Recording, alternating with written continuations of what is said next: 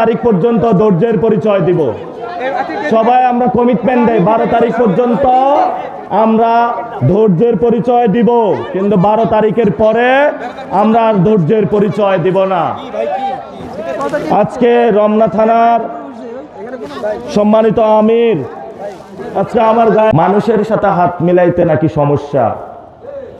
কবি আল মাহমুদের কবিতা যারা পড়েছে তারা তাহলে হাত মিলাইতো।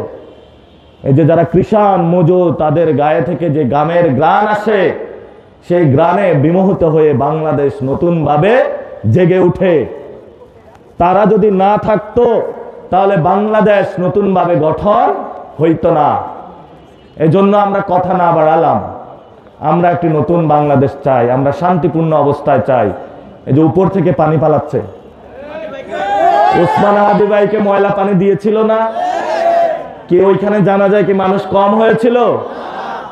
ওরা ভয় পেয়েছে না? এখন মানুষ ওসমান হাদি ভাইয়ের ইনসাফ কায়েমের জন্য, বিচারের জন্য 12 তারিখে ভোট দেওয়ার জন্য অপেক্ষা করছে।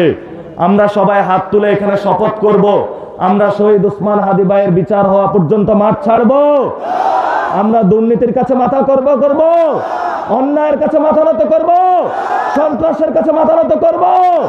আমরা একমাত্র এক আল্লাহর কাছে মাথা নত করব। সবাই ভালো থাকবেন। এখানে অনেক ভাই রয়েছেন যারা সকাল থেকে আমাদের পথ দেখাচ্ছেন, একটিবারও বলেন নাই যে চেয়ারের সামনে এসে বসি।